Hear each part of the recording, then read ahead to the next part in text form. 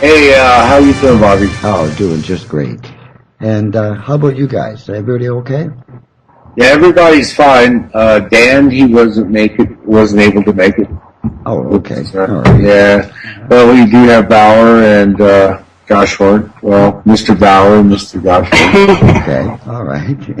Hanging out with us. But what I'm going to do is Mr. Bauer is going to try to define here this thing called catastrophism. And I think he does a pretty good job. Anyway, I'll turn it over to Robert. After I introduce David, he might pop in here and have a few words to say about things too. Howdy, y'all. Okay, Robert. Okay, Robert, it's all yours, man. All right. Well, welcome to a campfire chat with USOKS, and this is going to be the first in a series on a topic that is known as catastrophism and catastrophist studies. So for those who may not be aware of it or be new to the subject, I'm going to take a couple of minutes here and give some definitions of it to kind of level set the playing field that we'll be playing on this evening. Catastrophism. Catastrophism is the study of how geologic and hydrologic events have influenced and shaped biological life on Earth.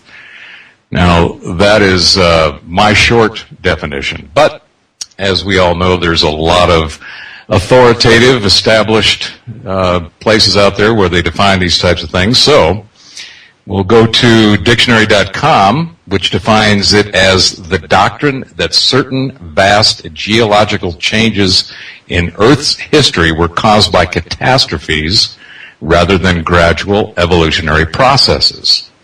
Okay? Merriam-Webster defines it as a geological doctrine that changes in the Earth's crust have in the past been brought about suddenly by physical forces operating in ways that cannot be observed today. Britannica defines it as a doctrine that explains the differences in fossil forms encountered in successive stratigraphic levels as being the product of repeated cataclysmic occurrences and repeated new creations. The doctrine is generally associated with the great French naturalist Baron Georges Cuvier, 1769 to 1832. One 20th century expansion on Cuvier's views, in effect, a neo-catastrophist school, attempts to explain geologic history as a sequence of rhythms or pulsations of mountain building, transgression, and regression of the seas, and evolution and extinction of living organisms. Now, catastrophism is relatively new in the sense of over the last couple of 100 years. Basically, catastrophism was coined in the mid-18th century, around 1830, 1840. And there's a contrast of catastrophism, which is called uniformitarianism, which David Goshorn is going to go into in some detail as well. Now, Merriam-Webster also has a definition that explains a little bit of this uniformitarianism. And they say that what it is a geological doctrine that processes acting in the same manner as at present and over long spans of time are sufficient to account for all current geological features and all past geological changes. And this was first used basically around the 1860s. This doctrine in geology that physical, chemical, and biological processes now at work on and within the Earth have operated in general uniformity, i.e. in the same manner and with essentially the same intensity, through immensely long periods of time and are sufficient to account for all geologic change. In other words, the present is the key to the past. Now, these definitions are primarily based on observations and study of geologic evidence over the last 150 years or so by various researchers observing the remains of geologic and hydrologic marks around the globe And they've extrapolated from these findings what they think happened either over time or for a single event. Now, these events are most notably evident in geologic formations and movements such as earthquakes and volcanism, fossil remains, and examining the strata left behind in the classical definition of various epochs, Pleistocene, Holocene, Cambrian, etc. There's also a great deal of evidence in both the geologic record as well as written accounts from previous civilizations of catastrophic hydrological events, where the conveyance of billions of metric tons of water have caused devastation on both a regional and planetary scale. Most notably, the plethora of accounts of a great flood from literally every part of the globe. While the majority of these events have been thought to be of terrestrial nature, as the study and research began to show more frequency to those events, over the last 70 or so years, cosmic origins of catastrophic events have been shown to be more regular than previously appreciated. The most recent in our modern time being the Tunguska event that David Goshorn will get into. Now, in order to provide a little bit more clarity and some reference points on this subject, our present climate over the last 10,000 years has been a period of stability where what we know today as the latest iteration of modern humans has flourished and developed into the modern civilization we currently enjoy. However, current research and almost daily findings are posing questions to the established timeline of human habitation and development on Earth. This timeline is being challenged across multiple scientific disciplines, which are and have been too narrowly focused to take advantage of interdisciplinary knowledge, understanding, and theories. Now, one such example is the end of the last ice age. As seen from the view of uniformitarianism, the last ice age was a gradual process between regular cycles of glaciation and interglaciation, the period we're in now, allowing the current Holocene epoch to be a stable period of mild and warming climate, which allowed the human population to develop and flourish to our present day. However, ice core studies over the last several decades have shown that the end of the last ice age did not follow a smooth and gradual melting, throwing the uniformitarian definition into question. Indeed, what has been found is rapid melting, then freezing, followed by more rapid melting, during a period of around 15,000 to 13,000 years ago, much faster than the established view. Two periods, defined as meltwater pulse 1A and 1B, were separated by a return to full glacial cold for a period of about 1,400 years. Now, this finding, through the uniformitarian view, into a conundrum, as they looked for both the thermal source causing the two meltwater events, as well as caused the 1,400-year period of full glacial cold in between. At a conference to deal with this anomaly and their model in 1975, scientists decided that either the model was wrong or they were missing something, so that they decided to call it the energy paradox. And they decided to put it on the shelf and get back to it later, which they really haven't done. So here's an example of catastrophism in the sense of what happened during the last ice age was not a uniform event. There was something that happened both from a thermal source of heat as well as a return to full glacial cold that happened over a very short period of time that was neither uniform nor smooth. Now that's a terrestrial or Earth geological based observation as an example of the difference between what uniformitarian constructs would say and what catastrophist studies and their constructs would say. Now, the other side of catastrophism is not just terrestrial, but also cosmic. And on the subject of cosmic catastrophism, it's worth noting an event that happened in 1994 known as Shoemaker-Levy 9. Now, this event was a result of the discovery of a massive comet by Eugene and Carolyn Shoemaker and David Levy. This is the first time in known modern times where a cosmic body was observed, providing the first direct observation of an extraterrestrial collision of solar system objects, in this case directly impacting the planet Jupiter.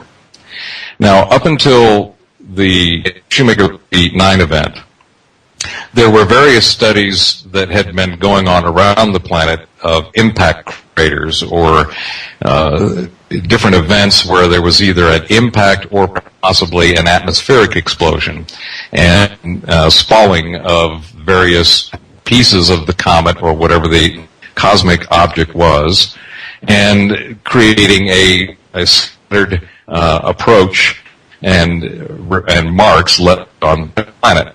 There's various places around the Earth where you can see these different impressions and results left, but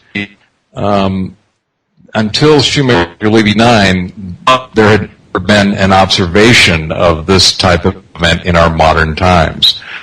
So Shoemaker-Levy 9 was a significant event in astronomy physics, to where it was actually that a single body broke up and then impacted a very object, in this case Jupiter.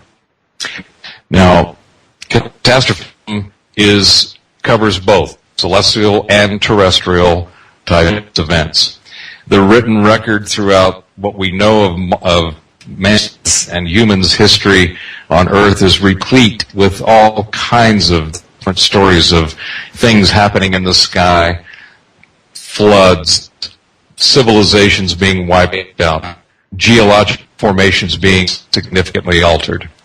And this is the essence of what catastrophism is understanding that there has been significant influences and changes and effects throughout the events that are recorded in ancient writings. And we believe that delving into these events and the rings, the symbology, etc., will be key to helping us understand some of the past that has been either hidden or forgotten of our human history. I hope that gives everybody a foundation to understand what this topic is about. And we invite questions on the USOKS Global Connection page on Facebook as we go through this. It's a broad subject. It's very deep. Covers a lot of different scientific disciplines, as I mentioned earlier. One of the most fascinating ones that has not been appreciated, I think, that it should, is some of the cosmic events that have occurred in history. And with that, I'd like to invite David Goshorn to jump in here and talk to us about the one that we at least have some somewhat fresh evidence and knowledge of, being the Tunguska event back in 1908. David. Well, hello, Robert. Thank you for the introduction. Tunguska was probably important because not only was it the one celestial event like that we encountered and could kind of do some sort of research into, even though the remoteness of it is pretty great. We also can compare that to Shoemaker-Levy, like you were bringing up, because it was a multiple sort of airburst or impact event, which is pretty interesting. What interests me about Tunguska is the fact that it was so far out into the wild and the wilderness that not a lot of real research was done on it, and there's a lot of hearsay, and you really have to kind of just use Google Earth and sort of look at the map and look at the geology of the area and kind of put your story together there. So I think it's a really good subject to kind of help us learn about catastrophism, an instantaneous event versus slow progressive methodical growth of mountains or whatever would be presented by the uniform. So yeah, I'd like to comment some today. We'll get to that quite a bit. All right, outstanding. Bob, I think that there's been of the events and research projects that you and I have been involved in that have some relevance to this whole topic.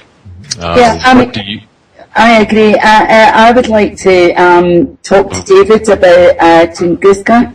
I was reading an on-the-ground observation today that was spotted in 1927. I'd like to read it out to you. So I'm quoting here from 1927. Suddenly in the north sky, the sky was split in two, and high above the forest, the whole northern part of the sky appeared covered with fire. The earth trembled. Reading this and reading other ancient texts and accounts of unexplained events, maybe people like us, for example, should pay more attention to the breakdown and investigate such texts and put them into context with what we now know in the 21st century. Yeah, I'm in agreement with that. I think that there's a lot of holes or like Swiss cheese almost with the mainstream views on all of this, and there's a lot of places that it could be examined in a more closer detail. Well, yeah, because we have records now that are coming out from the comet that blew up over England in 562. Yeah. And it broke up into three pieces. One went south, they say, to Bolivia. How they know that happened, I'm not sure, but it coincides with a lot of the weather changes. So maybe some of these events, they didn't have the internet like we have today. Hey guys, the comet just blew up over our house. By the way, if you don't. Thanks for calling. Yeah. Hopefully you'll get the message, Yeah. But back then, I guess the Pope even said, things like that don't fall from the sky. No, never. Well, when the Pope says it, it's, back then, like you said earlier, Bob, when we were discussing this, it was pretty much the truth before he said it. It was assumed that if he said it, that was it. Yeah. Hey, man, we can't admit something like that fell from the sky. You don't scare off these sheep. Just some errant fireworks, that's all. But we do read a lot of the ancient texts that say things that explain nuclear explosions, etc., and it sounds very sort of primitive to our ears. Yeah. But when you look at what they're saying on the ground in 1927, if you actually put it into context with what we're seeing or reading nowadays. I think somebody said 1908. Now we have another account from 1927. Yes, 1927.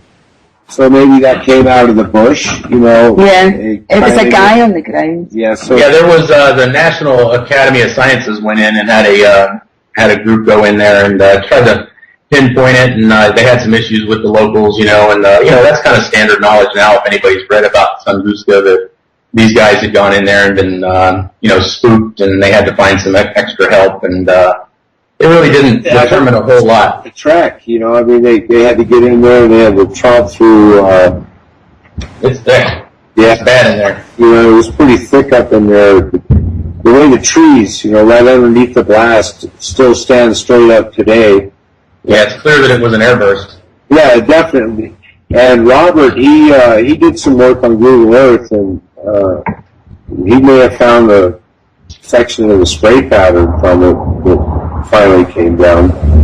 Yeah, definitely. I've got three areas that I pinpointed. When he had suggested that, I looked into it, and if you just look around, you see these little areas where it's just such anomalous holes that that they're not naturally forming because they just look, like you said one time, Bob, that it looks like a shotgun blast. Exactly. When these things come in from outer space, if they're a big one, like and they explode. They're saying the one at Tunguska might have been like a peat moss type fiber. Yes. Oh, that. Well, I think David knows quite a bit about it. Maybe. Who? Goshorn. Knows about the material that it was. Could be. Do you, David? I'm here. Hi. The impact at Tunguska, what was, what material was it made of? What was the composition, Well, they found, they found a lot of things. They didn't really find any verifiable evidence because of the time. They really weren't that advanced back then with their, techniques as we are today. And being that far in the bush, they really couldn't bring a whole lot back, I'm sure. But there was a lot of, typical meteorite and asteroid, evidence, metals and things you would see, from that sort of impact. It wasn't really like an ice event like a comet would have been or something that was mainly a chunk of ice or frozen gas. So it wouldn't be like a volcano going off and would create a big major cloud that would block out the sun. Yeah, they did say that it blocked out the sun for a period of time, but, I think the winds up there can be pretty fierce and they would carry that away in a pretty quick amount of time. Yeah, that's definitely one thing for survival is the winds. Well, another thing too is it relates to these atmospheric, not only atmospheric explosions, but also the planetary impact is the angle, the declination of the approach. For example, it looks, from what we know now, David, correct me if I'm wrong here, but it seems as though the object that came in that created the Tunguska event was not at an angle that was going to have an impact. If anything, it was just going to skim through the atmosphere at the right time with the atmospheric pressure and the speed and whatever the components were of the material in that object. Those all reached a point of explosion. Now, there are other examples. For example, as an example, the Air Crater, Arizona, was a direct 90-degree impact, if you will. It came straight in, and it left a massive crater that is still obviously there that people can go to and explore. And they're thinking that the timeline on that is somewhere, I think, in the 50,000 year range. That would have put it in the last glacial period when the Cordian and the Wisconsin sheets were still in place over North America. It would be fascinating to get a better understanding of if that had any impact at all during a glacial or interglacial period and having those ice sheets that were over North America. It's good that you mentioned that meteor crater in Arizona because it's a whole lot like the crater in Australia, the Wolf Creek, I believe it's called, crater. They're direct impacts, 90 degrees. You just see by the debris field that the way they hit, it was almost the same trajectory, which is pretty odd to find two, which has led me, to even find more and more and more that we found. But Tunguska, David, I'm not, I've heard a bunch of different tales, about the way it was seen coming in. So there were some people, eyewitnesses, right, that watched it come in, and then. Yes, quite a few. Actually, when I was doing a little research on it, a lot of the villages sort of all their stories aligned. Everyone kind of said there were three large impacts with one smaller afterwards. And, that ties in with what we saw with, Shoemaker Levy. So, you can't exclude the fact that it might have been a comet. But, what I also found in almost every report from all the villages and areas that there were artillery sounds, which numerous things falling, numerous pieces going in different directions. Sonic booms, sonic booms as everything broke through the atmosphere. It just kind of was mayhem. And, I think what happened was something like what we see in the Carolina Bays. It just, the trajectory of the object was, said to be 30 degrees by a team, but, that's that was done a long time ago, and it's really hard to tell when it's an airburst. But yeah, the Carolina Bays was definitely double-aught buck, man. Oh yeah, boom. Yep. Yeah, that's a pattern that is hard to ignore for sure. It's right there for us to see, isn't it? Yeah. Well, and one of the researchers out there that I've been following, Randall Carlson, who's down here in Georgia, has been doing a lot of catastrophist studies the last several decades. He's putting together some research that not only ties potentially the Carolina Bays to the end of the last ice age as an event that may have contributed to either meltwater pulse 1A or 1B as a potential thermal source. But he's also done a lot of work on the floods. For example, the Missoula flood over in the mid and the mountain range and the western side of the continental United States.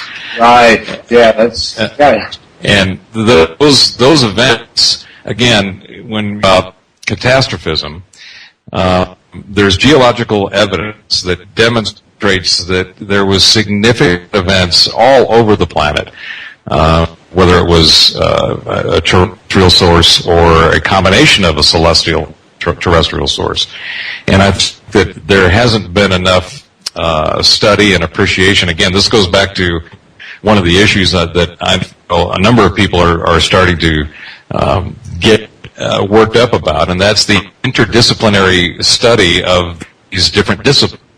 I think there's too much of a narrow focus from geologists to anthropologists to biologists, etc., who get very narrow in their particular field of study and subject matter and don't communicate or have enough conversation at a minimum with other scientific disciplines to try to correlate some of the various anomalies that are seen. When you look at anthropology, typically you don't hear an anthropologist talk about the geology, with the exception of they found bones or artifacts in a certain structure. Exactly. Going there, what you're describing is there's no teamwork. When they go in to a site, it's so compartmentalized that it takes forever for it to come out of the box and go to the next guy. Instead of bringing in a team, a multidiscipline team. Right. That's what should be done. Absolutely, everywhere. Yeah, we have exceptions to the rule, out there. The Bosnian pyramids, like Tepe. We do have, some exceptions. Egypt, I'm a little curious, but at the bottom, at the end of the day, it's. The thing is, they try to bring in the multidisciplinarian context into Çatalhöyük with Schmidt, and he did move slightly out of the box, and it worked to a certain extent, but not the way that we would want to see it. Absolutely not. These disciplinaries, cockamaniacs. Come on. Let's be rational. Let's take a look. Bring in Jeff Goldblum, like in the movies. They always bring Jeff Goldblum in. The non-expert, and he saves the day. Or someone like James Spader, Yeah, but looking at the different recorded, and now some we're finding that weren't recorded, but they were somewhere. So, we have events all over this planet, that indicate a lot of things. On one of our future shows on this, we're going to interact in the group with coordinates to some of these places that we observed over the planet that indicate, we have different theories out there. We have the expanding Earth theory. And we also have, within those theories, we have the possibility of different orbits, different Earth sizes, things that have caused us to drift through our solar system as things have happened.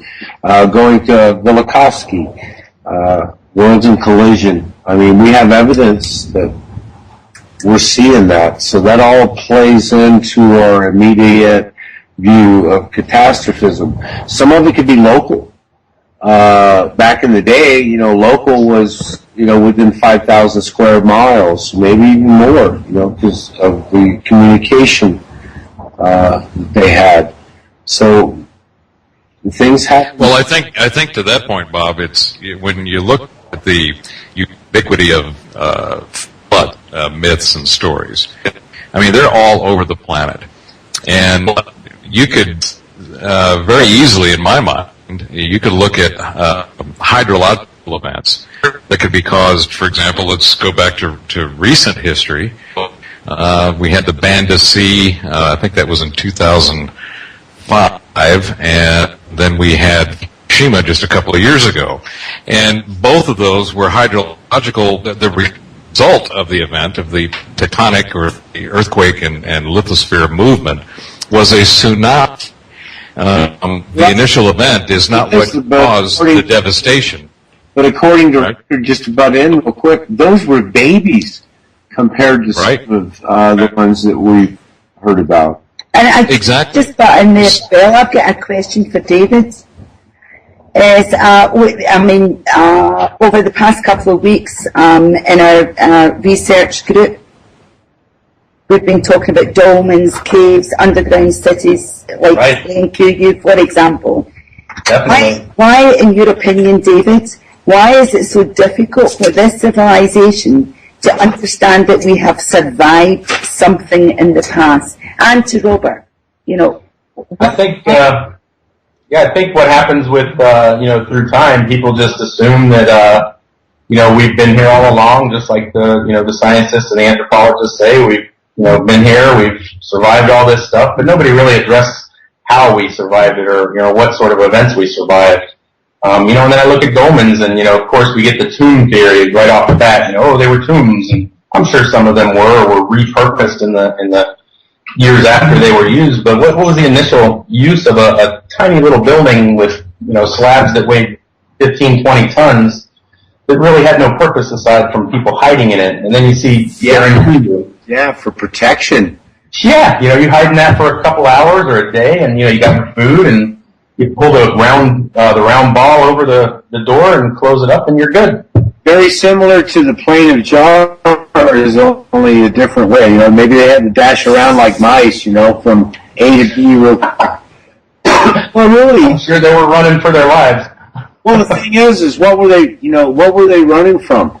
Yeah, it had to be from Excuse me. They wouldn't build a dolmen to hide from lava because it would just basically carry them in the lava. So. No, but they could be hiding from something in the air. See, that's the part about catastrophes that a lot of people are missing out on is the level of acidic rain. So if it rains, that just... If you actually go down into Derry and Kuyu and look at the ventilation systems, which I did, it's ingenious. That's an understatement. I agree. Well, Derry and Kuyu, they let you go down 11 levels or so, but there are levels that go way deeper than that they won't allow you into. Absolutely. So, and Derry and Kuyu is just one of the many sites, of course, in Turkey. That seems like the soils there allow them to really dig in quick. Well, you have to wonder, why would they dig down like they did in Derry and Kuyu if they were looking to, hide from an event? Why wouldn't they just dig laterally and then have easy access to the places? So Derry and Kuyu might have been sort of a multi-purpose or a repurposed site because, I wouldn't see them digging down like that. Temporarily. These people, they learn from their ancestors, and when we throw the timeline out the window for a while, and we take a look at, how condensed some of our, let's say, biblical historical teachings are, and we really spread them out on a time, scale, which actually layers is a lot easier to understand it. But when you stack them layers on top of each other, you really start seeing the depth of the beings, okay, that have been on this planet and their evolution. We have all these different types of skulls being found here and there that are different, and their timelines could be off. I mean, we have such a broad spectrum here of what's showing us the depths of our timeline and how humankind, whether it be the giants are here because there was lesser gravity, there's a lot of theories out there that needs to be explored. But from a catastrophism point of view, the number of places I personally have been on the planet, my goodness, it all goes underground, so something has happened time and time and time again. If you go to, everyone spouts off Easter Island. They all go to Easter Island. They all do the Moais. They all do the blah, blah, blah, blah. Right. And seriously, I went underground. See, Anne's been underneath Easter Island. Really? Yeah. Okay, there's a network of lava tubes, okay, right, that actually go back into the sea. And I don't know if you've ever seen lava tubes. They're an interesting piece. Let me give you an example. Yeah. A lot of these places, the general public can just pop in and out, go down, get out. Right. But if you really go down, you actually end up in the ocean. Basically. You end up in the ocean. And then there was one that I went down, we had a really bad experience on Easter Island. My friend became very, very ill, and I had to deal with it. Get her out of there, huh? Get her out of there. Gases or something, huh? Yeah, it was really bad. Well, you get down to some of them places, you get those molds, The thing is, I was, I don't know how many feet, but I had cow carcass, I had human bones, I had, you name it, it was down there. Well, it might have gotten washed. Well, when you look at Rapa Nui, when you look at it, and now they show how far down the Moai go. You can definitely tell that land has been washed by tsunamis over and over and over again. There's no denying it. When you look at the pictures of the soils, from where they dig one of them up, it's been re-stratified quite a bit. So Rapa Nui, Easter Island, tsunamis, massive tsunamis. It's covered the island up over and over and over again. But so, going back to a point that Anne made, as it relates to having regional events where people have either gone underground or they have scattered across the open seas to other islands or to other land masses. If you have multiple, if you have a single event, again, going back to both the Bandasi and Fukushima within the last decade, if those people, imagine that we were 10,000 years ago and those events happened, and people in that region, whoever was left, however they were able to survive and escape the remnants of it, wrote about those events. Yes. What would they sound like? It would, for all intents and purposes, what they would know of their world would be a complete devastation of everything. They would most likely have, they would grab some oral teachings, some symbology or something else onto the actual event, which is what we see in the majority of historical writing, symbology that we have uncovered so far. Yeah. But to them, their entire world was devastated. So they would have written it along those lines, most likely. They would have said the entire Earth. The world was echoed. It's an echo that we've heard, over and over and over. It's an echo through time. And, you brought it up in the description earlier, Robert, where you mentioned basically the inertia of events, okay? And in one of our future shows here is we're going to have Jan Peter de Jong, and we'll get into that side of understanding, 3 different worlds, the possibility of 3 different orbits, to explain some of these changes that the Earth, has gone through over time, and we're going to have Klaus Dona on too, and the writings in stone that we found. So to continue, sorry for butting in, but I think that's one of the things that's very important as people look at and try to reconstruct what happened in previous timelines and previous layers. I think that in some cases we'll find that there are what might appear to be individual layers are synchronicity as it relates to the layer. Yeah, so, for example, exactly. Synchronicity is a very good term for that. Excellent.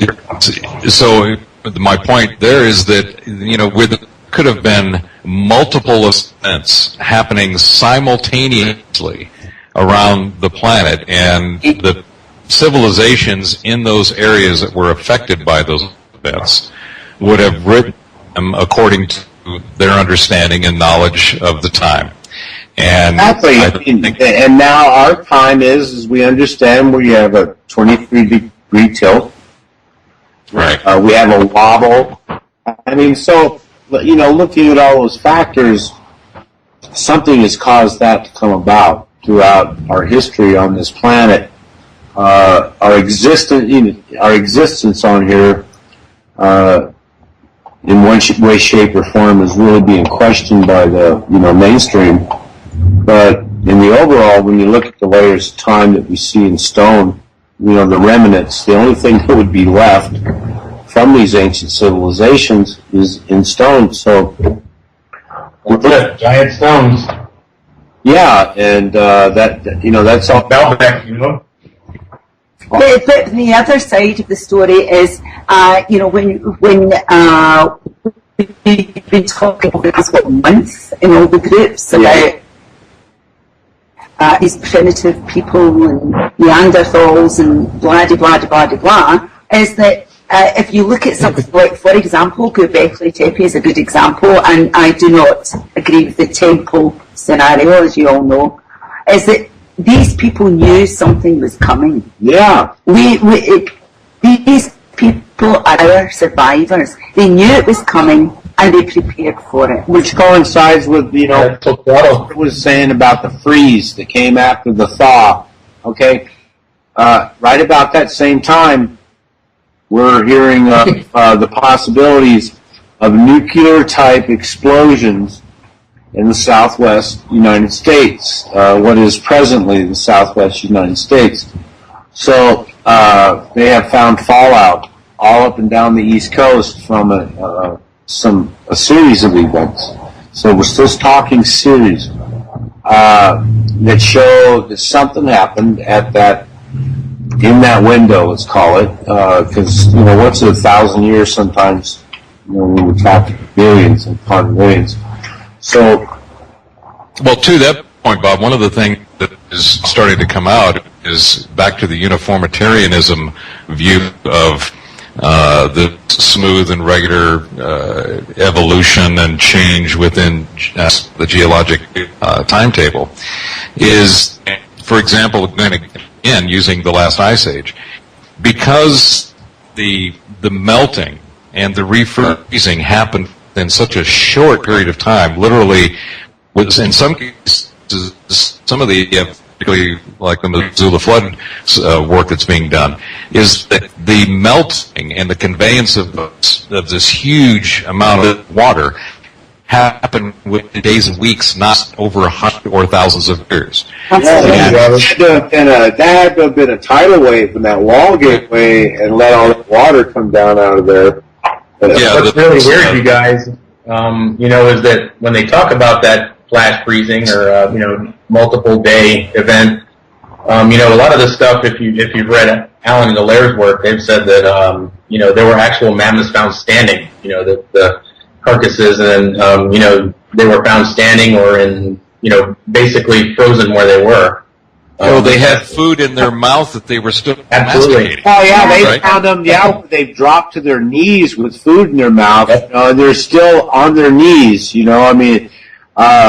which kind of, in a way, just to throw this in, they say those waves down in the Antarctic, they say, this was caused over time, this is layers of ice. There are waves that were actually flash frozen. Absolutely. Those are some pretty patient woolly mammoths. Yeah. So when, both sides, top bottom of the planet. Yeah. Like standing at parade rest in the Navy. Yeah, and we're seeing at that same timeline, okay, we're seeing the extinction in North America of the camel. We're seeing other 3 different species of elephants. There was 130 megafauna that became extinct that were on the North American continent at the end of the last ice age. And you're talking, 100 pounds and bigger. You had sloths the size of Volkswagen Beetles. Okay? And then all of a sudden they're gone. Well, it coincides with the black mat. Something happened that, and from what they're following, the black mat really covered a lot of the planet, and Robert Schoch's agreeing with it from what I'm hearing. Yeah, he said it in the radio. He did. But that's what we're looking at, You're talking about the drift, right, Bob? Huh? What's that, David? Oh, I said you're talking about the drift, if I believe, right? When you say the black mat? No, the black mat is actually a layer, okay, that is it's been identified globally, okay, especially coming out of North America. And this is mainstream as well. Mainstream as well is starting to recognize it. It's not just us, Maybe that's why I'm not familiar with it. I'm not the big mainstreamer. No, this is mainstream. This came out of the field, and then I did hear later that mainstream is recognizing this. But it's a layer of black material, okay, that has been identified, and it's not geologically speaking a very thick layer, but it's a consistent layer that is being found around the globe. There are places that I don't know if they haven't dug deep enough and they haven't found it, or it's non-existent. But in North America, it was like splat. Something happened, man. It wiped out everything from the southwest corners to the northwest.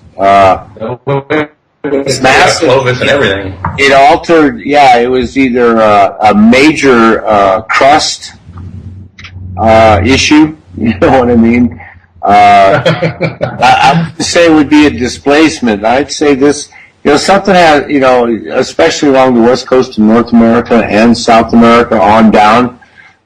You can definitely see the rise in the west coast of both of the continents. So I'm seeing here that there's a lot of iridium in it. Kind of Googled it real quick, and yeah. You know what iridium means. Well, it can mean a lot of things, but the thing is they're starting to say it's nuclear impact. So going back to craters like the Meteor crater in Arizona, which is a pretty good hole, good sized hole in the ground. And we have the one in Australia, which is almost identical. So we're having sometimes these multiple impacts that are oceans apart. Yeah, what goes up sometimes comes down. And what's to say that one of these cosmic impacts didn't set off something like Toba or Krakatoa, or even, at least according to the timeline right now, Yellowstone last eruption was a long time ago in the 700 range, but maybe it was a minor eruption from Yellowstone, or something that may have contributed to that, or maybe it was a celestial event that picked it off. So, right? Holy smokes, man! There's 27 layers of volcanic activity there. And in some of the layers, the trees are 12, 14 foot in diameter, okay? So in between just the Yellowstone alone, okay, in that caldera, there are 27 layers of I wish I would. I hope I'm not around when it goes off again. I think, can I just go back to TOPA, Robert? Yes. Okay. TOPA is, in my opinion, is the only way they could explain a certain event, and that TOPA was triggered by something that happened to the planet. Would you agree with that, or what? Well, yes, indeed. In fact, there's some very, I guess we could put it in the esoteric category, research that's been done on that, that suggests, and we're talking, TOPA, we're back in the 80,000 before present era timeline. Exactly. Somewhere between, and yeah. The research that I've seen on it indicates that it was potentially triggered by the issue of civilization at that time that was there, and the work that they were doing trying to mine some energy. It's obviously, out there as it relates to the mainstream and the establishment, but I think that at least from a physics perspective, and if you allow yourself to think of the history of the human race going back much, much further than it is now. In fact, I think, in my opinion, I see at the end of the last ice age and the current Holocene that we're in now to be more of a rebooting of human civilization. Yeah, absolutely. Rather than the start as it's predominantly positioned today. Definitely, I agree with you. That's a good. I agree. We're rebooting. We're coming out of sleep. We are waking up, and yada yada yada. I mean, I'm with you. Yeah, I think that civilization goes much further back. In fact, we're seeing almost daily, particularly in the last 6 months, that everything from his original birth date and when he existed to Neanderthals with Cro-Magnons and human or Homo sapiens. I mean, everything. Every time there's a new article, it's pushing back again. 1,000 or 2,000 or more years from what has been established by the mainstream as the timeline. Yeah. So it doesn't matter if it's Spears. Illusion, and this is being done because of, majority of it is being done because of scientists and or independent researchers who are continuing to look. They're not accepting what's being told and being not saying that, yes, this is a plausible and most likely timeline. They're continuing to dig and find and do more research. And with, obviously, the advent of the Internet and global connectivity, there's a lot of people that are like Evan and Stephen Strong.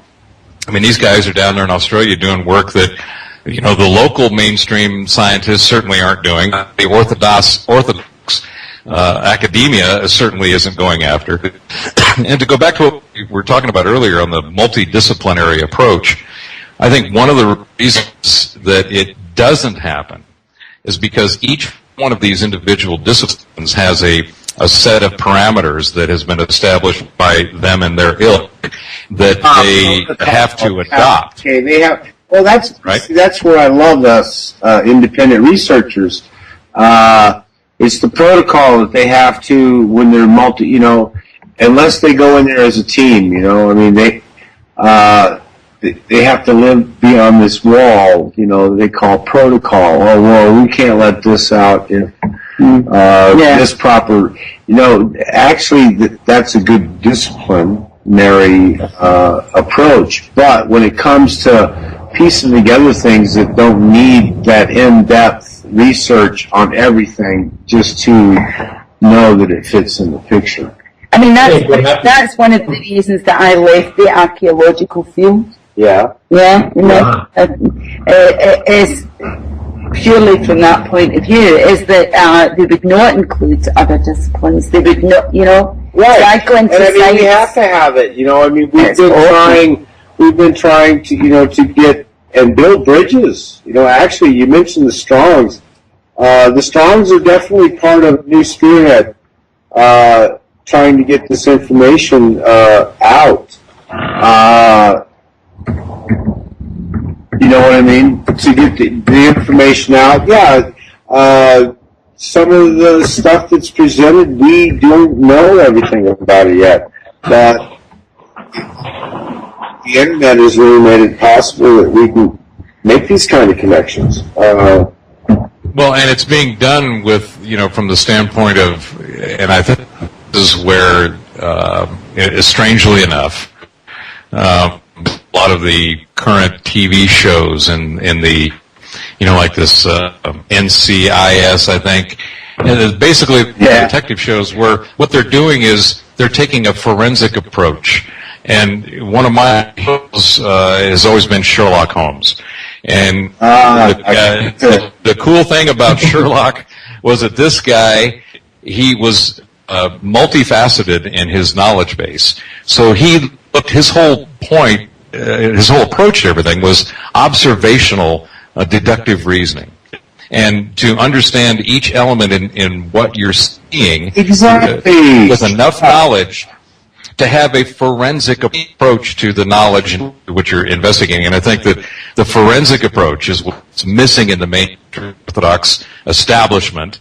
They have a very narrow focus, and they're not able to look outside of that focus. Whereas the independent researchers, like the Evan and Stephen Strongs, and you, Bob and Ann, David, the people that are involved with USOKS, they're independent researchers that aren't bound by any protocol or any defined set of data and way in which to look at things. And there's actually a forensic approach being taken to all of the available data. And that is what will lead us to, in my opinion, what really has happened and what our real history is all about. That sounds really good. I think, the fact that, I'm sorry? Go ahead, David. Go ahead. I think the fact that, for me, I look at it from an engineering standpoint, and what else I look at it from an archetypical standpoint of an artist. And you have the mathematicians and the geologists, and, you really can't do the job properly without, one of each, at least, kind of chiming in there and using common sense. Oh, common sense! Come on, yeah. I mean, it'd be nice to have some common sense out there. I mean, wouldn't that be nice? Well, in understanding all this, I mean, we see all this stuff, and it's right there in front of us, and within hours sometimes, we have a discussion over something we pulled up, and we see things that. Well, I don't know. I have a hard time calling them anything but quacks. But, presenting something to them that 2-3 years down the road, we've been talking about it the whole time, and all of a sudden one of them decides, oh, you know what? Look what I discovered. It's something that we've been talking about as independent researchers for, 2, 3, 4, 5 years, some of us, have been connected here. Like the news. You see the news, on RT or something like that, and then a week later it's on CNN. Yeah, exactly. Or not at all. Yeah, not at all. that's the thing here. Okay, guys. Speaking of which, or not at all, Bobby K here. We're going to take this little break, and we're going to turn it over to Bobby and let him do his thing, which we appreciate him allowing us to burn the fire. Yeah, excellent. Thanks, Bobby K. Go for it. Okay, we'll go for it. We're going to take about a 5-minute break. So sit back, relax, go to the washroom, get a cup of tea or a Coca-Cola or something. We got Benny King coming out to you right now. Stand by me. We'll be back with USOKS.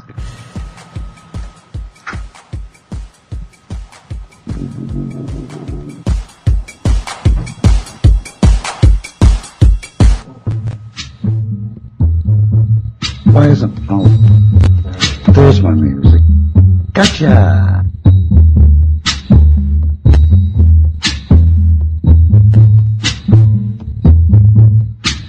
When the night has come and the land is dark and the moon is the only light we'll see. No, I won't be a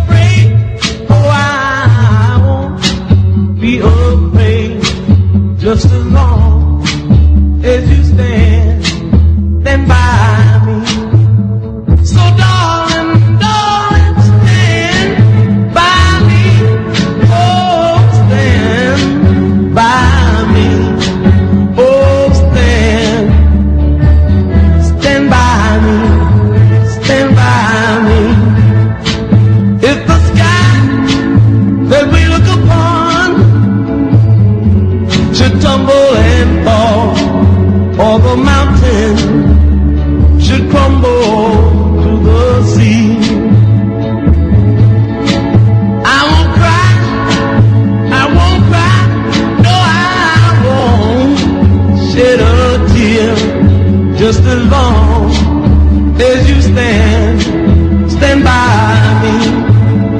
And darling, darling, stand by me.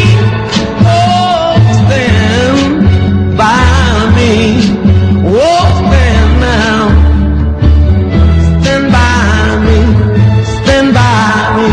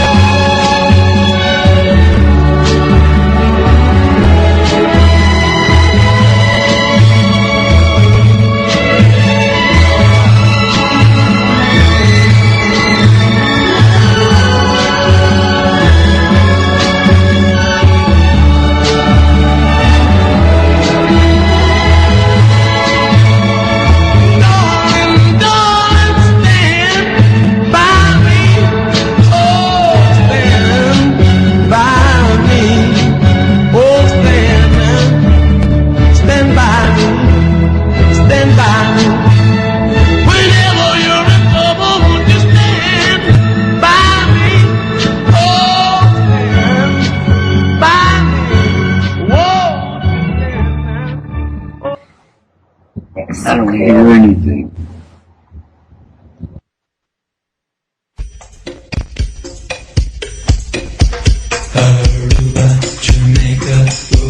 Hey, Bob, are you there? Yeah. Hey, any idea how long you guys usually go with the show? Hour and a half? We have another hour. Okay. Yeah? All right, just want to make sure. Is everyone still there? You still there? I don't know if we're still live or not right now. No copy. Yeah, gentlemen. Just can't back on. Were we still in the middle of our break there, Bobby? Yeah, we're gonna turn her down now. No, go ahead. That's fun. Sorry.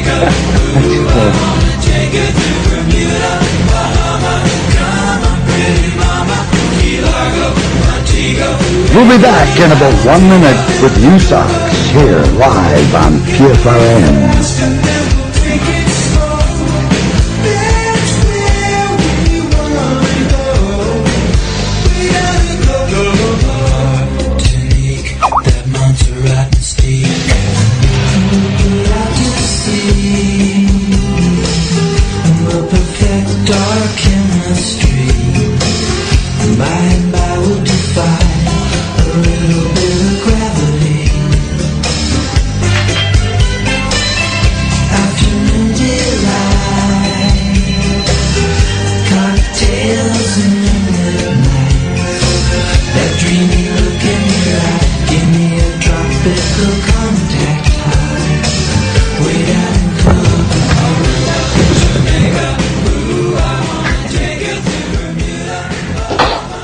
Okay, we're live at PFRN with the USOKS team here. I'm going to pass it over to Robert Bauer and Bob Newton right now. Go ahead, guys. I don't know if Bauer has his headphones on yet. Sounds like he might have. Can you hear me now? Oh, there he is. Hey. Yeah. Houston, I can hear you. Houston, we have a problem. Yeah. Sounds like his chair might be the worst for wear.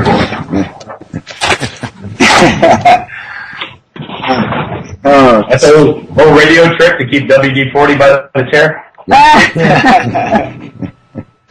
Oh, that's for my bones. I thought the Evan Williams was for that. Hey, cream. You guys are going to make me do so much editing. Oh, wow. Well, thank you, Bob. Go ahead, guys. Yeah, we were born this way. We can't help it. I know. I was born this way too, so maybe that's why we match up here. Maybe some of us were hatched. I'm with John, my co-host. I'm a starseed. I came from space. Yeah. I was a test tube baby. I had a womb with a view. Did they watch the test tube, Robert, beforehand? No, it was shaken, not stirred. That's what the problem is. I think they're all shaken and stirred a little bit, Robert. I mean, come on. That's a cataclysm in itself. Yeah. That's what my mother said when I came out. And then she made a martini, right? And she's been drinking ever since. Yeah. Oh, I wouldn't doubt it, man. I wouldn't. No reason to stop. Yeah, it's like, when did they start using alcohol, man, to, really, talking about, catastrophes, we were down in Peru. We discovered this beer. It was called Cusqueña. And Cusqueña is made from a very, very, very, very old Egyptian recipe. Not just one of them, but I think they have 3 of them that are made from 3 different... Yeah, there's the black one, the gold one, and the normal one the that I normal like. one. Yeah. I mean, it was amazing. Egyptian recipe? Huh? They're Egyptian recipes? Yeah, they're Egyptian. It's amazing, how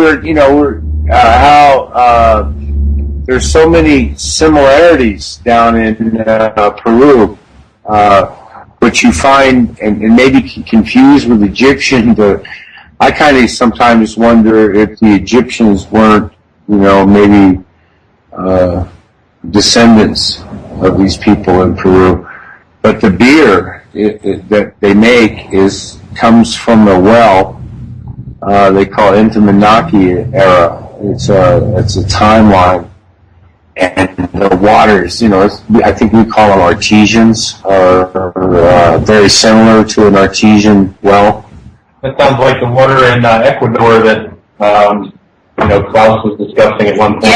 Yeah. Well, I don't know if it's it has that kind of content. I mean, it's interesting you bring that stuff up right there, David, about the years. That Look at what happened. we'll discuss that at a different time. But the silver and gold colloidal, I think it's called. The colloidal? Yeah, it's in the Lamana. I believe it's in Lamana. It's in Ecuador. La Maña. Yeah, it's very close to it. But what was it here not too long ago? We heard about the little blue guy. Yeah, he passed away finally. Yeah. So I'm not too sure about this stuff. When it comes to the gold and silver. Well, I think his fame might have got the best of him. He was, maybe a little wrapped up and maybe addicted to it in a way. I agree. Like whatever it was doing for him. Yeah, but it also opens the door to pictures, and paintings that we're seeing from the past. People. They were drinking directly from the aquifers then and from springs that gurgle. Yes, Up 3,000 feet on mountains. Yeah, I agree. Yeah, very, very well could be. And that's part of what we're looking at, when we're talking about catastrophism is layers, of like in Pompeii.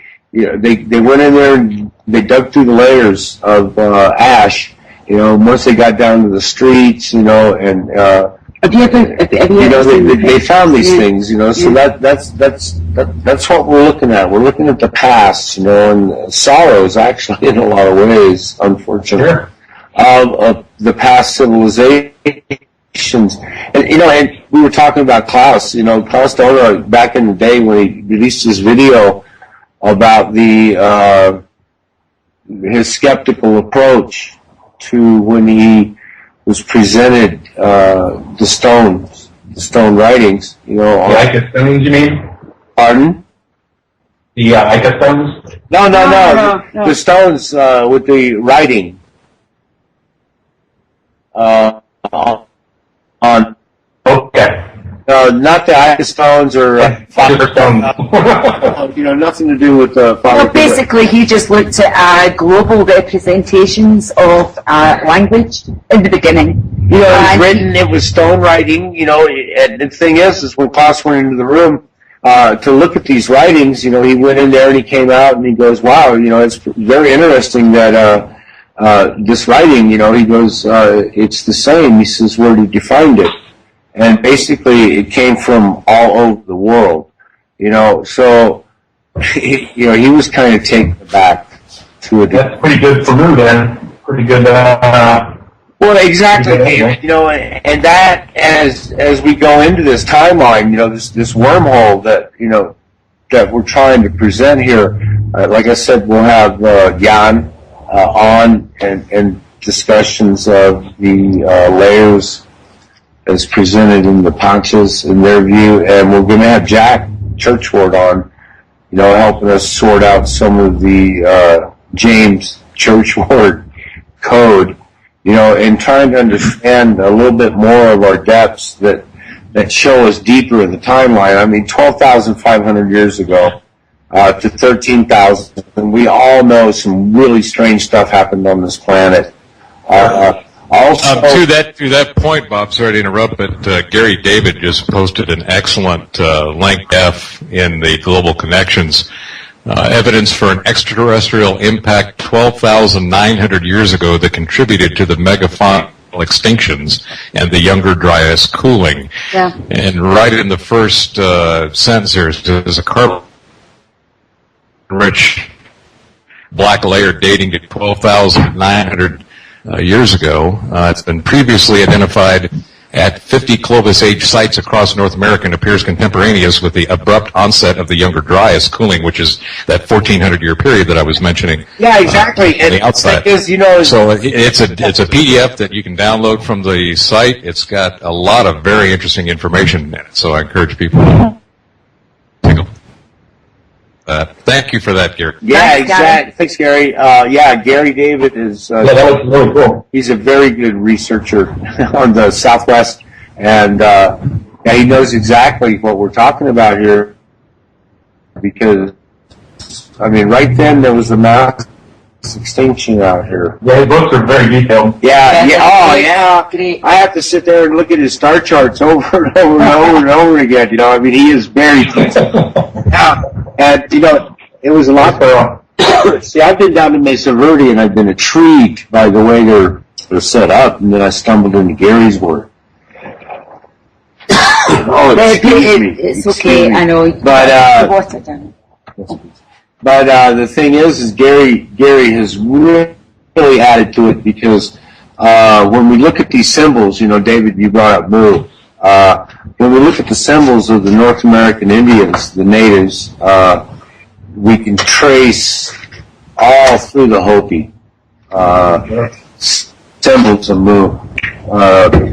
And Gary, I've chatted with him a couple times on this, And also, there's a couple other nations in North America that these symbols echo through time, and that's another one of the facets of what we're looking at in catastrophism, how through symbology and through symbols we can also identify migrations and survival, people who survived from the layer before. That's another real important thing. And thanks, Gary, for posting that, because a lot of people need to connect with the black mat. It's one of those, like Tunguska, only this thing was big, and we're not sure. They say, North America was nuked, but we do know that when a comet or a piece of a comet, let's go, what if Ison did not go around the sun and do its little destructive act and everything like that? But what happens if Ison, we saw evidence that Ison was coming because it was in our skies. Some really cool impacts, sort of. They came in with really nice fireworks. But what happens if Ison didn't go around the sun? It had come toward the Earth, and we knew it was coming. That somebody mentioned about GT earlier. How did? It was ended. But how did they know something was coming to where they would meticulously? And you look at GT. That place was covered up fairly They knew something was going to happen, and they did their best. I mean, most of the stones uncovered so far aren't even cracked. So they, it wasn't a random act of random selection taking care of GT. It was hands and buckets and buckets and buckets and buckets of rocks and dirt. A lot of sand to cover that whole plain there, and that. Yeah, well, it just wasn't sand; it was rocks and dirt. I mean, they had to fill it all in carefully to keep from pushing things over and. Exactly. So we have, Shock even jumps in there and says 13,500. So we got to give him his due there. But if it was covered up 13,005, when was the actual construction date? Now we can go backwards, and also, the Bosnian pyramids. They did the carbon dating, which. Is not exactly accurate, but they chose to take the low end of 29,500 years ago as to when they were constructed, which goes to the beginning of the Ice Age, before the times that Bauer brought up a little while ago. And that really looks that old too. When you take a look at some of those images that Sam's put up and other people. It really has a very old look to it, not like some of the megaliths we see that are supposed to be 10 or 11,000 years old now. It's pretty beat up.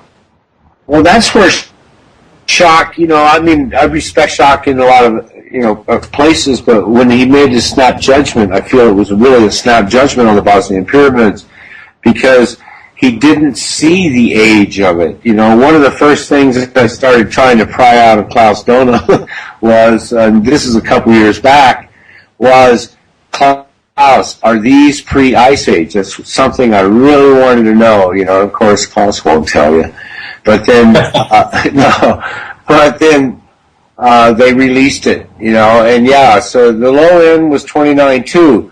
So that takes us pre-Ice Age. So it's almost like, were the Bosnian pyramids actually built? I mean, because there's a lot of things about the pyramids that's coming out that, is very interesting, to say the least. There's still some more scientific data that's going to be added, but I think by the next conference, it's really, going to show even more about the possibilities. We've talked about Darren Kuyu. Now we have to add in, and also we have to add in the Bosnian pyramids, and also with Gary David's work on the ant people. That's my favorite term for these people. Were the ant people, they went underground. And the Bosnian pyramids, Klaus, he's the one who first said, hey, there's tunnels down here. And they found them, they followed the plugs. Now they're on the other side of the plugs. So, Klaus has done some very good investigative work, to prove, with all that tunnel system down there, that these people lived underground also. And it brings you back to the tunnels and Darren Kuyu and the cataclysms that have happened, and then 29,000 years ago, you're looking. See something. See, that's exactly okay. We're saying back then this Ice Age started. They're saying 30,000, 35,000 years ago the cooling started. Right. Well, if you look, basically, the information that's available right now, and Gary David just posted another excellent article from the BBC regarding the ice core clue to climate catastrophe. So, Gary, thank you. One of the things that is available we have the ice cores that we have right now go back about 250,000 years as they are currently dated from Greenland. And they go back about 400,000 years as it relates to Antarctica. And one of the things that has been demonstrated through those cores is this periodic and cyclical nature of glaciation and interglacial periods. One of the studies that has been done on just the cyclical nature of glacial versus interglacial periods shows that in the current Holocene, in the current interglacial period we are in now, it is on average by a few thousand years longer than any the other interglacial periods up through this 400,000 year time frame.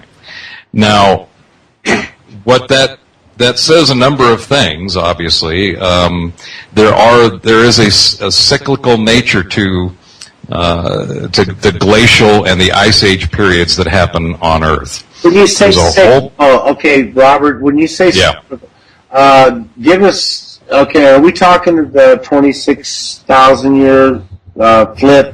You know, the ice ages seem to have a 30 to 40,000 year period of in between glacial and interglacial.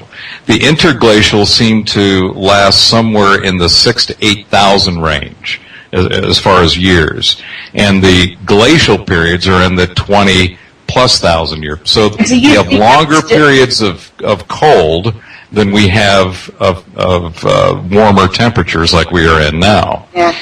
And the current research says that the Holocene that we're in now is about 2,000 to 3,000 years longer than the average of all of the other interglacial periods throughout this 400,000 year timeline. Now, that's quite fascinating on a number of levels. There's a whole bunch of different things that come to mind as it relates to reasons why there is this cyclical nature of this cold and then warming period. Some research indicates that something along the lines of what's known as the orbital variation theory come into play, which is basically that theory says that over several million years of time, our distance to the sun varies. For a period of time, we are closer to the sun in our helical orbit, or helical trajectory, as it most likely is, and other times we're further away. There's also obviously the precession, there's the wobble, there are potential influences, just cosmic weather, various regions of space that have densities of different types of cosmic elements, gamma rays, all kinds of different things that are out in space that in our short period of time of knowledge that we have over the last 150 or so years, that where knowledge has increased exponentially, none of these things are real to us in that sense because we haven't experienced any of these things. They're all geological evidence, they're all written evidence, they're now scientific evidence that's being found, for example, in these ice core samples. So one of the things that's an interesting thought, I'll just throw this out there and see what you think of this. Take the Shoemaker-Levy 9 event, and let's go back in time 5,000 years. And let's say that for some reason, somehow, knowledge that's been attributed to the Dogon tribe, for example, or even the Maya, for cosmological, calendrical measurements and metrics, that somehow that comet was a known body that traveled through the heavens, much like Halley's Comet, for example, at a much longer period. So somebody, let's say that 5,000 years ago, somebody knew, for whatever reason, had the knowledge of this occurring cyclical event that would happen in the heavens. And because they knew it, much like the Mayans knew of eclipses, both lunar and solar, right, that somebody could essentially prophesy that this great celestial event was going to happen. Well, we have a friend, Gilbert DeJong, who's really brought up a lot of recurrence information on Halley's Comet and how its path has influences. So, very compelling stuff. But when we, take that to a broader scale, we knew about Koholtek and Hale-Bopp. I've seen ancient stonework where they carved comets in stone, and it looked identical to what I saw in the skies.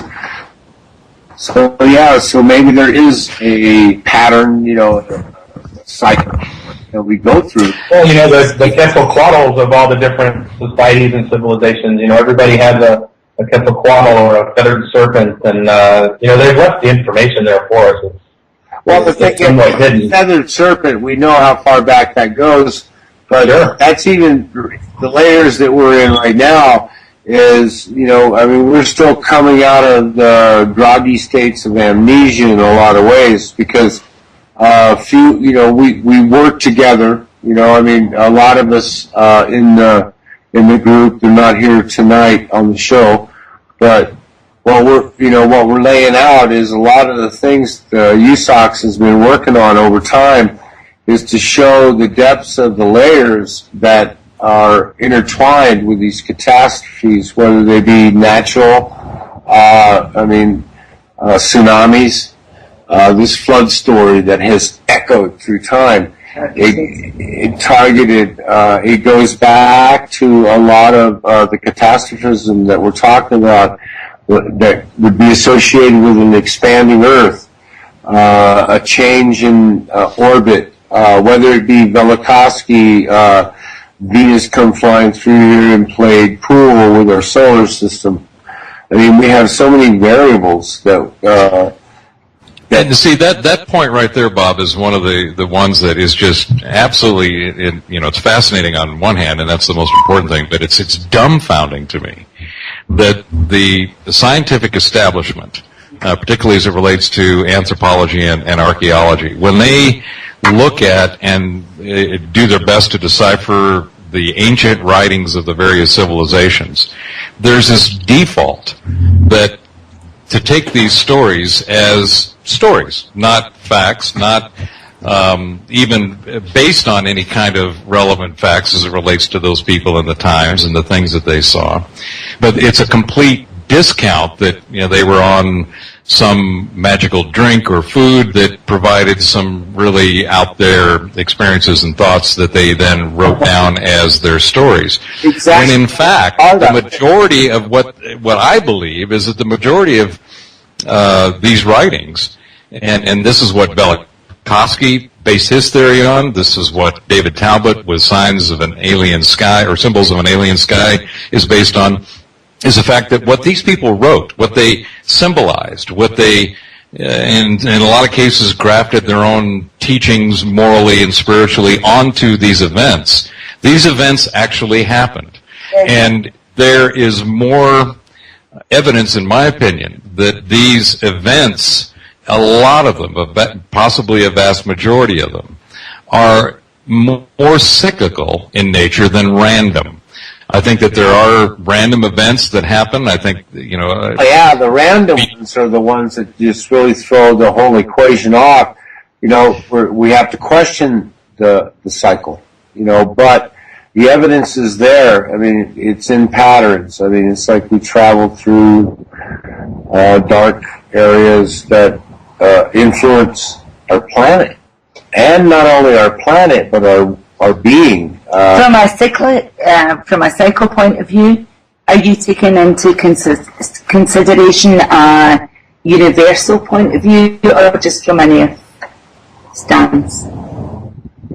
You mean universal in the sense of something like the Yuga model, or yeah. What do you mean?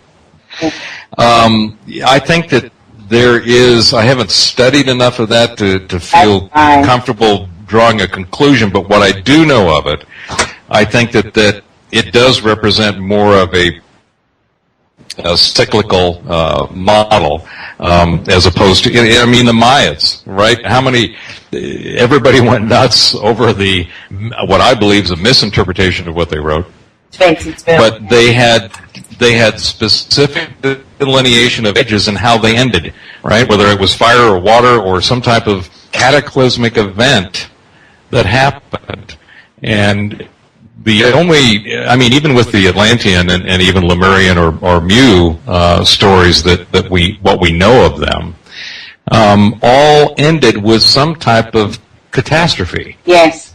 So there's that to me is one of the most important components of catastrophist studies and catastrophism, is the fact that it is literally all over. All accounts, whether they are symbolic or metaphoric or specific to certain civilizations and their history and their story. Yeah, they're stories or creation stories, and see, that's where, if I can step in there with that point, is, a lot of these stories, they end with a disaster, but also, we have these other prophecies out there that are the beginning stories. For a long time, we used to kind of chuckle when the Mayas said they came from the underground. Also, as time has gone on, we've learned about the ant people that saved the Hopis that Gary David talks about. Also, we have Darren Kuyu. We have so many of these places around the globe. We can't say that all of them were used for certain things like living underground or surviving, but we do know that some were constructed on purpose to do this, and some of them were converted, natural places, which could include the Bosnian pyramids.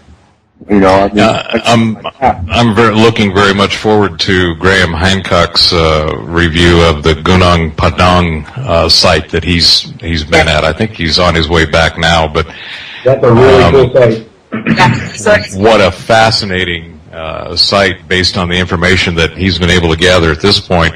They're talking about laying the 100+ foot depth of chambers one after another. Just to get in there, that's one of those places like Nan Madal that would be fascinating to try to understand, right? It's on your bucket list, right? Yeah. That's right. See, what a lot of people don't realize, Robert, is 3-4 years ago, people were listening to the depths of what we were presenting in USOKS. They thought we were crazy. I know.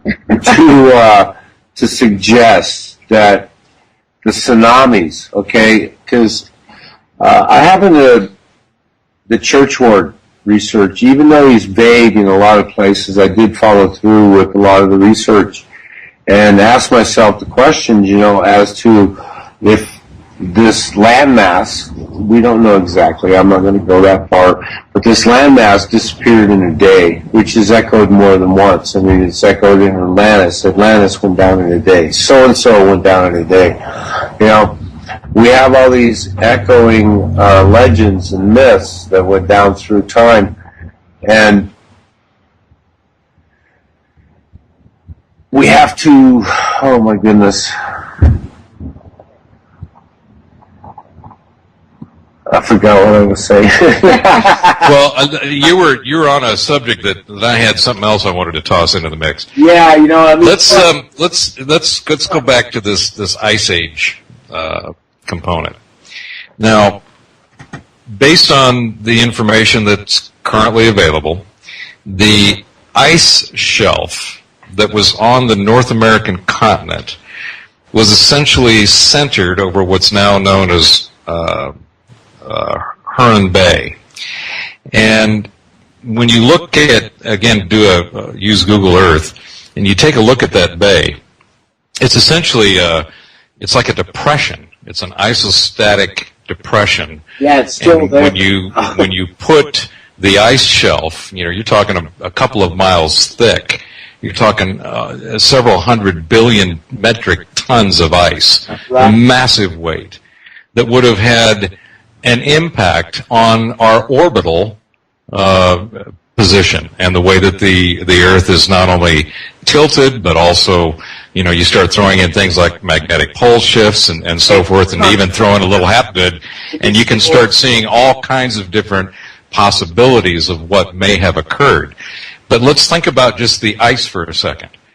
That much ice is water, And I don't want to get into the whole where did the water come from subject. That's something I think we should get into that maybe the second or third on this series. But let's just take the ice. The amount of water that was in that ice essentially dropped the current ocean levels somewhere around 400 feet from where they are currently. Okay? Now, that in and of itself, so let's go back 15,000 years ago. 15,000 years ago is essentially the height prior to the end of the last ice age. Yeah. Now, at that point, around the world, the sea levels were essentially about 400 feet lower. Yes. Now, people like Graham Hancock and a few others have, in fact, Underworld, Graham Hancock's, that's literally a tome of research that he's done about underwater ruins of ancient civilizations, is one of the best I've seen. I haven't seen really many people go after the whole concept of, all right, 12,000 years ago, and we start getting back into the Bosnian period time, even the pyramids at Giza, several other sites, Nan Madol, the entire Micronesia, Polynesia, Indonesia area. If you have sea levels that are 400 foot lower than they are today, imagine a massive amount of land that would be visible, that would be inhabitable, that was most likely inhabited, right? Displaced, Robert. I mean, I'm sorry? Displaced, because when you're talking about the transfer of that kind of weight, okay, if you were to take all the water off the planet, okay, and look at the planet as it is right now without water, you would be amazed at what the planet really looks like.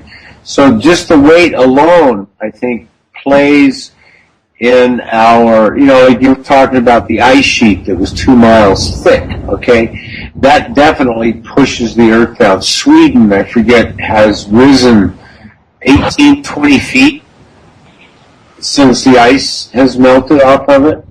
I mean, so, yeah, we see even continents, they spring back somewhat.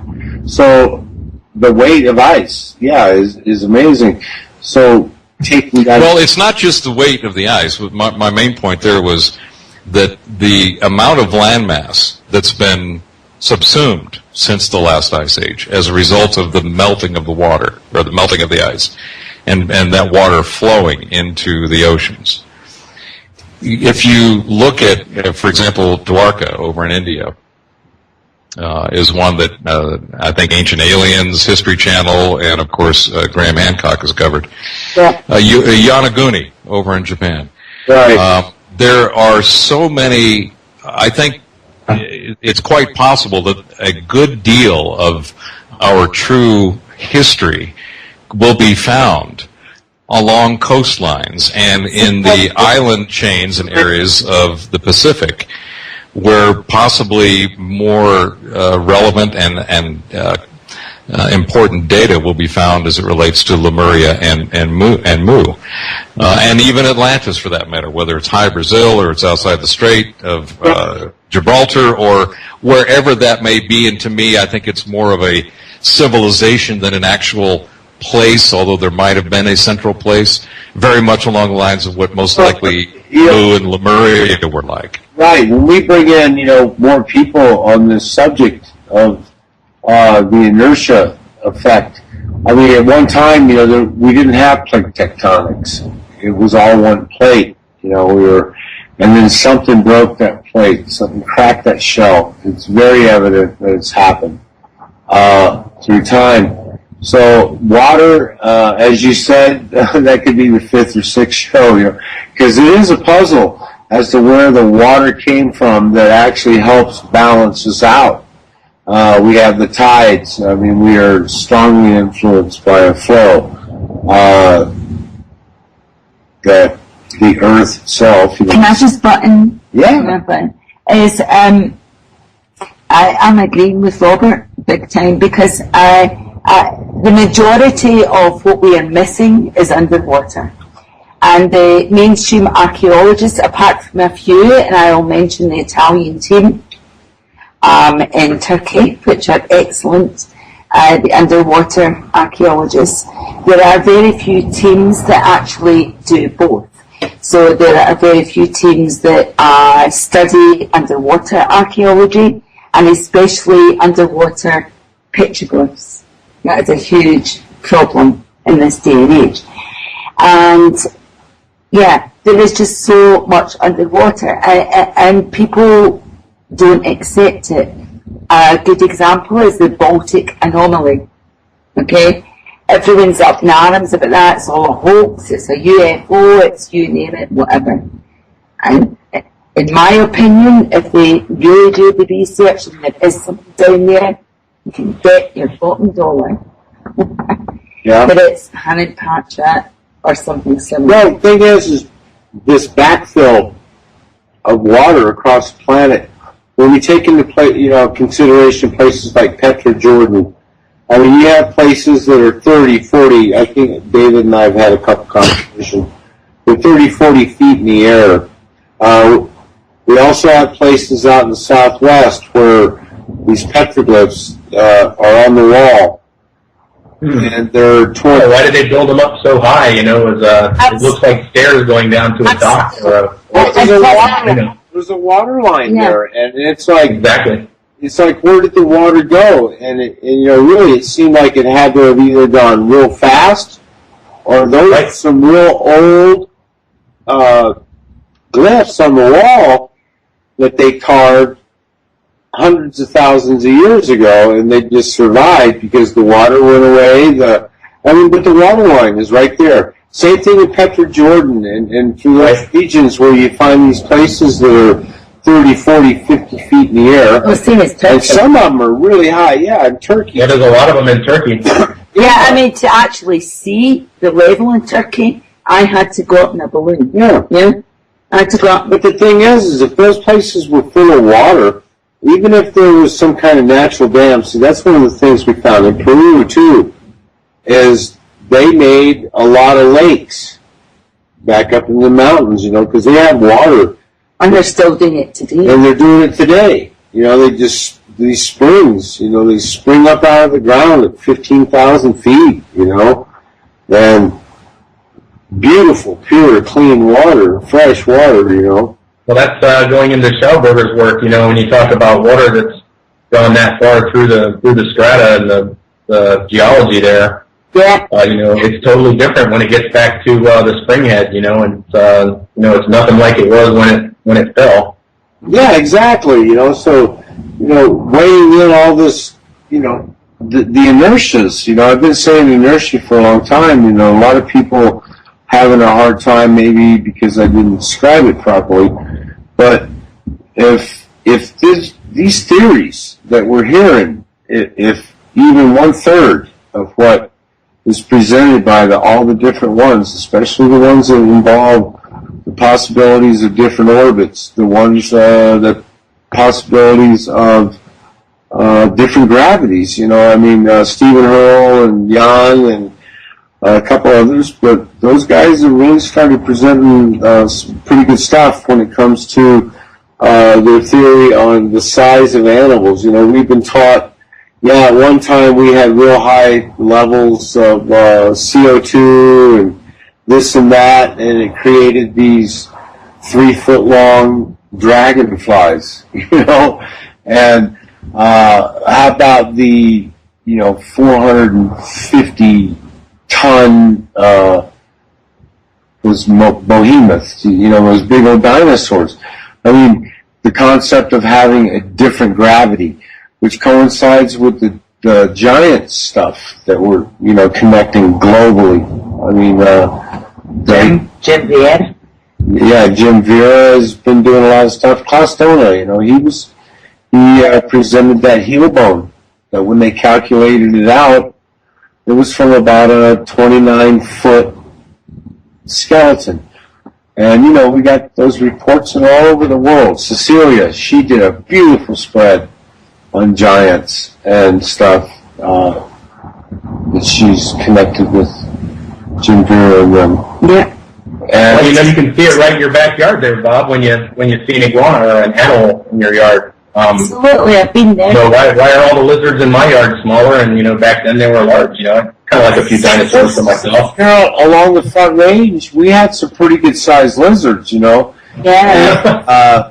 The thing is, a lot of things vanished, over a couple layers. And I think that's what's happening is, a lot of us independent researchers, we're catching these layers and we're starting to identify them even more as to the depths of how far we really go back. I mean, we have a place right down the road from where we're at right now. It's called Garden of the Gods. And looking way back in time, Ann and I and my sister and actually just going to this place, it's very special, over and over and over since 1967, I have identified, I believe, a culture that's even older than what we found. I mean, the evidence is there on these rocks, but the Utes say they've been there forever. They are one of the few that say we don't have a migration story. So, talking about giants, these people that worked on those rocks there, they were big people. So we know that because the evidence is along the Front Range that we had 12-foot, 13-foot people that lived here also. One of the things that's interesting to throw out there as a speculation is, at the end, in fact, I've got to make a quick note here that Gary David has just posted a short piece from an essay he's working on that correlates the 4 Hopi world ages with scientific data, and it looks extremely interesting. Yeah. Looking forward to that, Gary. But think about this. There is essentially about 130 identified megafauna species that died out at the end of the last ice age. Yes. So we're talking, at least 3 different species of elephants, camels, sloths, as I mentioned, that grew to the size of Volkswagen Beetles. Huge fauna. Now, the prevailing orthodox theory is that these megafauna died out because of human hunting. But that's hard to swallow if you think about the same, if humans were in the same climate environment as these megafauna, we would have suffered just as much from that climate as the megafauna did. And hunting it is like, when you have animals that size, they need very large areas of range for feed. These things were eating hundreds of pounds of food a day. So you had to have an environment that enabled or allowed them to have that kind of grazing to grow and develop. And they had longer gestation periods. They just had, everything was larger and longer then. Right. What's to say that didn't also apply to humans? Thank you.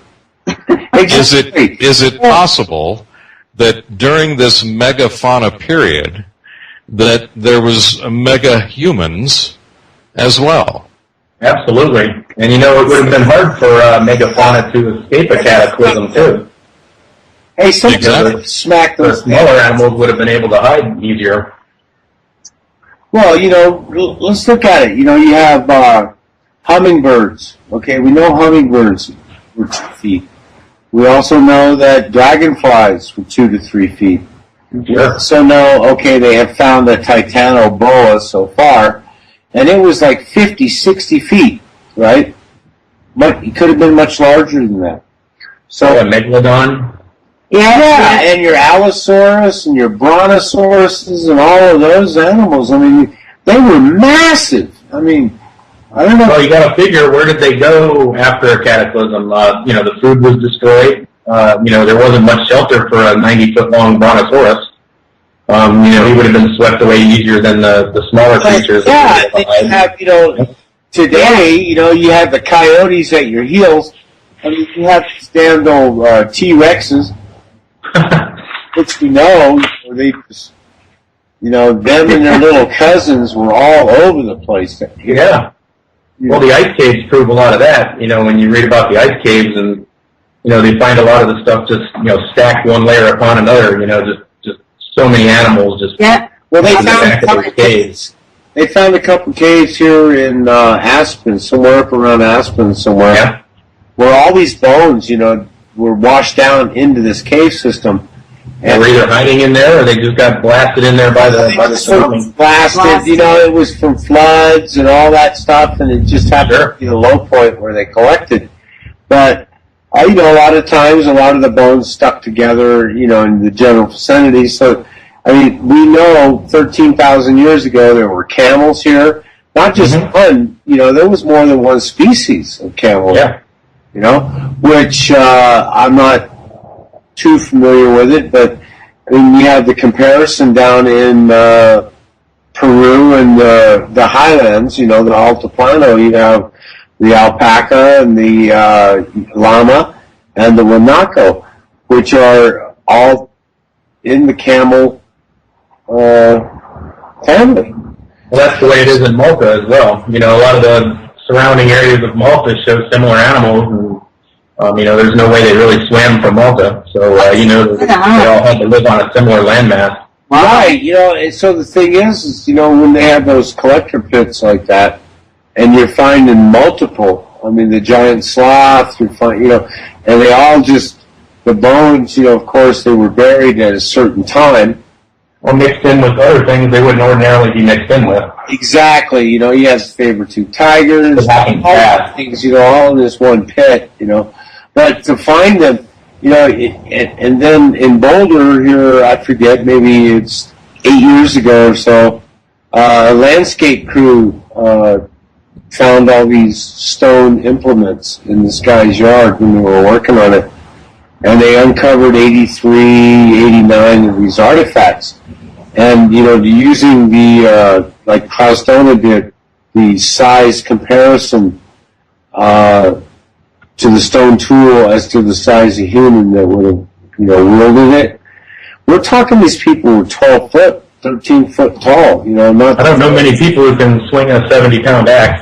Oh, no, especially made out of stone, we're talking about attached to a tree limb, maybe the tree trunk, Sure. and swung around. For one of us to pick something up like that with the handle on it, we couldn't do it. Come on, guys. Down in Ecuador right now, there's some really cool stuff coming out about the City of Giants, the pyramids down in there. So we have to look at a layer, or whatever it was. I'm not into that Nephilim type thing anymore. It's multiple layers. But because it's multiple layers, that the giants, they were big and we kept getting smaller. Here we are now, our average is between 4 feet and 7 feet. That's our average height now. But at one time, is it like the theories being presented? At one time, did we have these lesser gravities? Were we a different being? One of the things that really knocked me out in this mainstream world is, we're more than willing to add all these ape-looking like people, skulls found into our genome. But when it comes to the elongated skulls and them types of people that we know, no, they weren't all head-boarded. Okay, we know a lot of them were natural. I've witnessed them. I've seen them myself. We had not only big ones, we had small ones too. So what we're talking about is why are those left out of the sequencing? That Left out of the equation. Left out of the equation. Period. Yeah, like Ann says, full stop. Why are they left out of the equation when they're right there? There's evidence that they were there.